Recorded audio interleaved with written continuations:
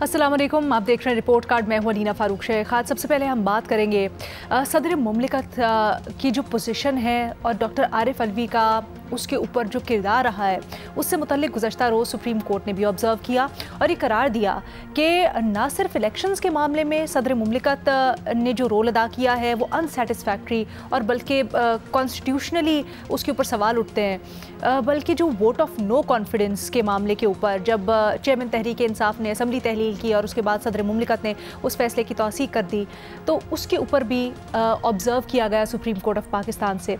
अब इसी मामले को लेकर सलीम साफ़ी साहब ने इसहाक डार से सवाल किया और ये पूछा कि जब ये ऑब्ज़र्व किया गया है कि सदर मुमलिकत ने एक नहीं 2 मरतबा आइन की खिलाफ वर्जी की है या सलीम साफ़ी साहब ने तो आइन शिकनी का लफ्ज़ इस्तेमाल किया, आइन शिकनी की है, तो क्या नून लीग कोई कानूनी चारा जोई करने का इरादा रखती है? इसहाक डार साहब ने क्या कहा, देखिए। सुप्रीम कोर्ट ने जो फैसला दिया जी उसमें सदर मुमलिकत को आइन शिकनी का मुर्तकब करार दिया आरिफ अलवी साहब को, और ये दूसरी मरतबा हुआ है जी।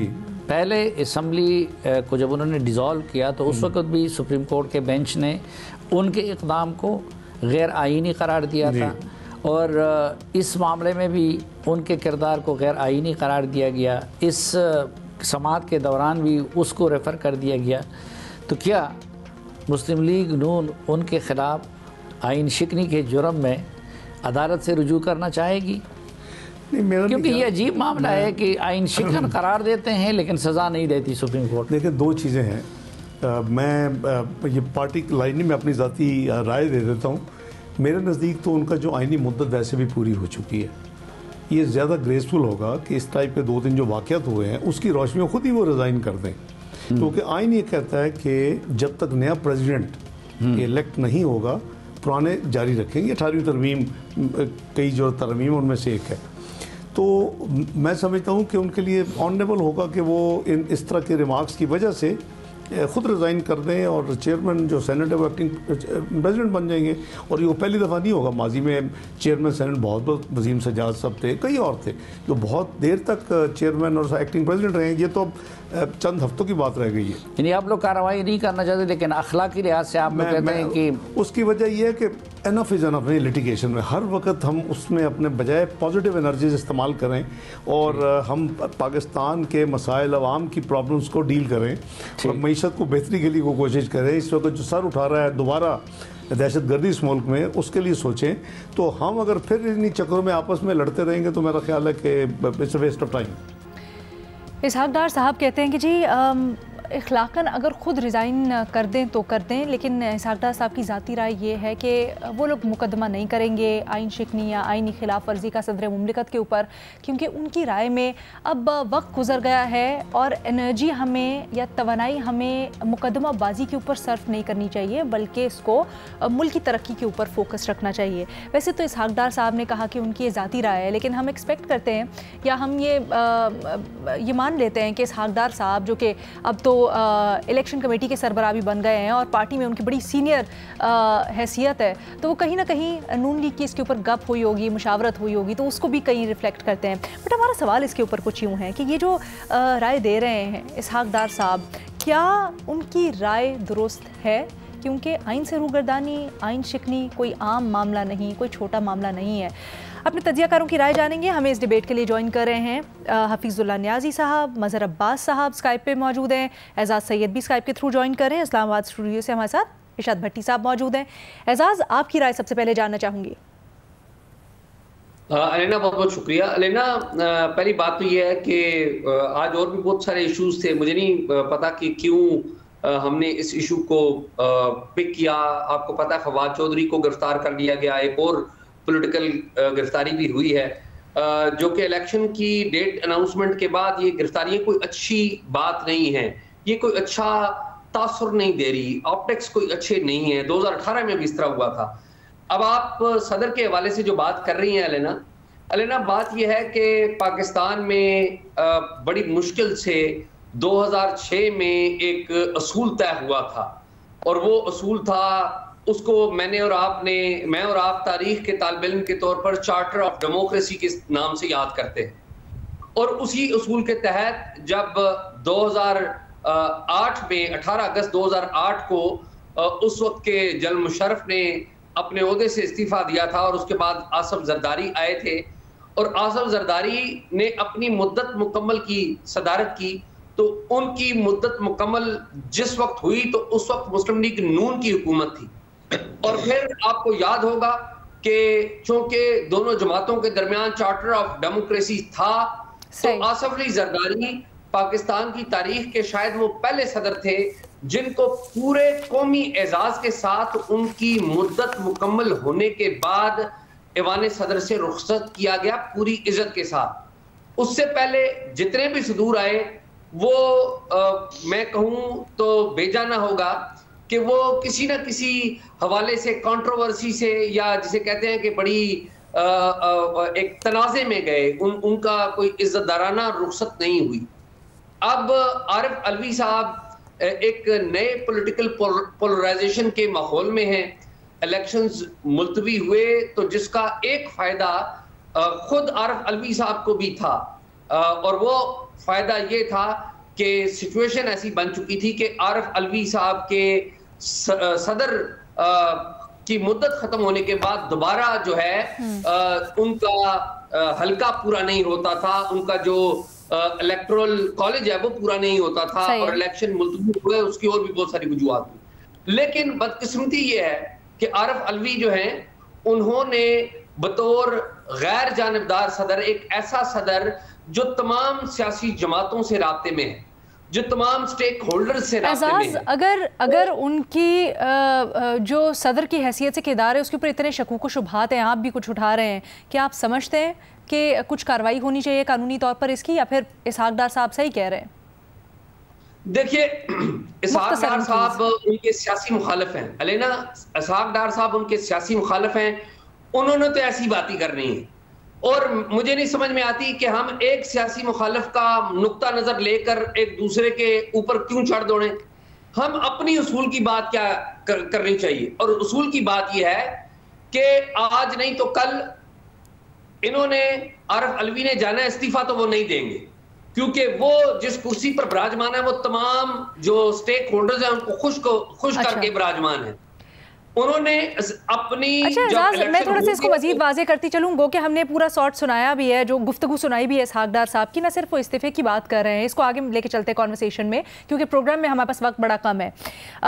ना सिर्फ उन्होंने इस्तीफे की बात की है, वो तो उन्होंने कहा इखलाकन दे दे, बट इसहाक डार साहब ने कहा है कि सुप्रीम कोर्ट की ऑब्जर्वेशंस या करार देने के बावजूद कि सदर साहब का किरदार मशकूक रहा है या आइन शिकनी हुई है, वो नहीं समझते ज़ाती हैसियत में कि आइन शिकनी की कोई कार्रवाई या मुकदमाबाजी वो करेंगे सदर के खिलाफ, वो समझते हैं इसमें एनर्जी वेस्ट नहीं करनी चाहिए। भट्टी साहब सही समझते हैं, गलत समझते हैं?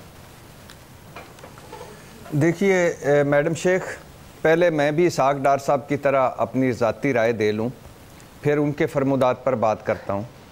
सदर अलवी, साबिक वज़ीर-ए-आज़म शहबाज शरीफ, chief election commissioner Sikandar Sultan Raja, governor KP आइन की खिलाफ वर्जी के मुर्तकब हुए। ना सिर्फ इन्हें इस्तीफ़ा देना चाहिए था, ना सिर्फ इनसे इस्तीफ़ा लेना चाहिए था, बल्कि कम अज़ कम इन्हें इतनी ज़रूर सज़ा मिलनी चाहिए थी कि ये आइंदा कोई अवामी ओहदा ना रख सकते। ये भी बड़ी अजीब सी बात है मैडम शेख कि कासम सूरी से लेकर गवर्नर केपी तक सुप्रीम कोर्ट ये तो कह देती है कि फ़लाँ आइन शिकनी का मुर्तकब हुआ, फ़लाँ ने आइन की खिलाफ वर्जी की, लेकिन सज़ा कोई नहीं देती। हमें कहा जाता है कि आप शकूक ना फैलाएं, इबहाम ना फैलाएं, कन्फ्यूजन ना फैलाएं। हमें कहा जाता है टीवी नहीं सिर्फ बीवी। अब मेरे पास तो बीवी भी नहीं, अब मैं सोच रहा हूँ जल्दी जल्दी शादी कर लूँ ताकि मैं फिर शकूक व शुबात वहाँ तक पहुँचा सकूँ। खैर, तो इन्हें सज़ा क्यों नहीं दी जाती, अधूरे फैसले क्यों किए जाते हैं? दूसरी बात मैडम शेख, अब आ जाइए इसहाक डार साहब पे। सदर आरिफ अलवी को क्यों मुस्ताफ़ी होना चाहिए? वो क्यों कह रहे हैं? ज़ाती राय उनकी जो अभी उलट के और उमड़ उमड़ के बाहर आ रही थी, क्योंकि इलेक्शन अभी हाल ही में इन्होंने इलेक्शन तारीख नहीं दी। इसहाक डार साहब ने 21 अरब नहीं दिए कि पंजाब और केपी के इलेक्शन के लिए या पंजाब के इलेक्शन के लिए। आईनी खिलाफ वर्जी के तो ये भी मुर्तकब हुए हैं। कल असम्बली में फरमा रहे थे क्या हुआ जो 2-4 महीने इंतखाबात डिले हो गए, उस वक्त इनको आइन याद नहीं था। क्या क़यामत आ जाएगी, क्या आसमान गिर जाएगा। हाँ, फिर आखिरी जुमला मैडम शेख, क्योंकि वक्त कम है। हाँ, फिर कल तक 80% लीगी तो ये कह रहे थे कि सदर को इख्तियार ही नहीं है आईनी तारीख देने का। और क्लासिकल मिसाल है मौलाना साहब, मेरे प्यारे मौलाना साहब, सितंबर 2023 साहब की राय इंटरेस्टिंग है। सितंबर 2023 सदर ने इलेक्शन तारीख दी तो ये गैर आईनी होगा। नवंबर 2023 सदर ने इलेक्शन डेट नहीं दी, लिहाजा मुस्ताफी हो जाएं। ये है इनका किरदार। इंटरेस्टिंग है भट्टी साहब, न्याय साहब, भट्टी साहब का पॉइंट बड़ा इंटरेस्टिंग है कि अगर ये लोग आरिफ अलवी साहब के पीछे जाएंगे या वहां पर इनिशिएट करेंगे कार्रवाई तो अपने ऊपर भी उसका मलबा आ सकता है। किसी पर भी नहीं आ सकता।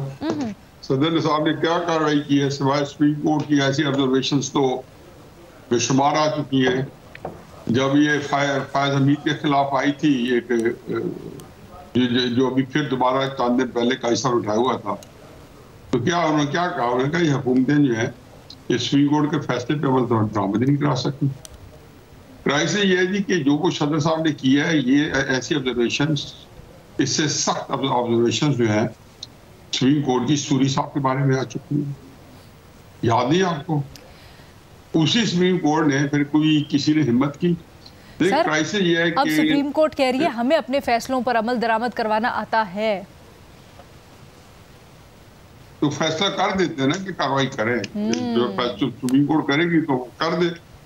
मेरा अपना ख्याल है कि जैसे एजाज सईद साहब ने कहा है ना, और शायद भट्टी साहब ने भी तकरीबन मोरलेस वही कुछ कहा है एक और अंदाज में, भाई जब ये सारे लोग एक ही पेज पे हैं इन मामलात में, सदर साहब इमरान खान साहब को शूट करते हैं आज के दिन और शिद्दत से शूट करते हैं, सदर साहब एस्टैब्लिशमेंट को भी शूट करते हैं।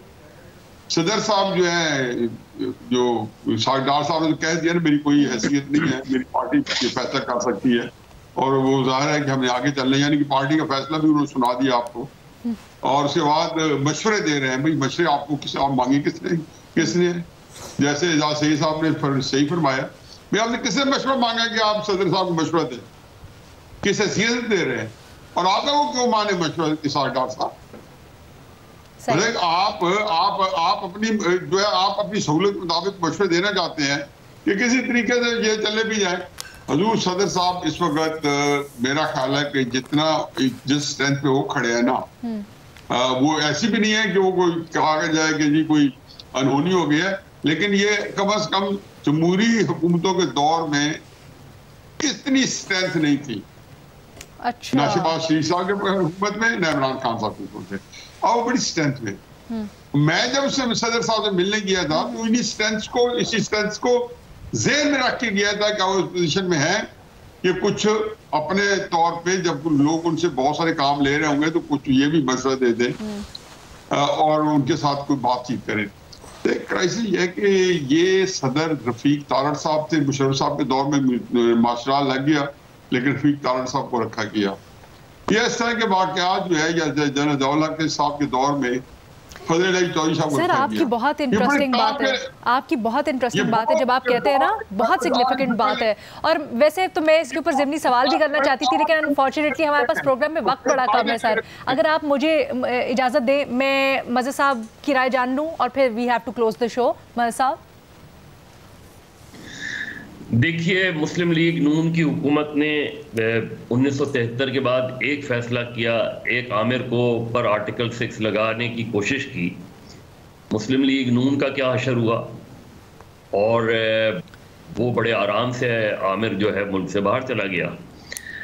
तो उसके बाद मुस्लिम लीग नून में शायद अब इतनी हिम्मत नहीं है और उसकी बहुत सी वजूहात भी हैं जिसकी बिना पे वो इस किस्म के एक्शन या इस किस्म के बयानात को अवॉइड करते हैं। मेरा ख्याल है सुप्रीम कोर्ट ने जो रिमार्क्स पास किए हैं, सुप्रीम कोर्ट ने जो वो किया, उसकी बुनियाद पे आरिफ अलवी साहब को स्टेप डाउन होना चाहिए।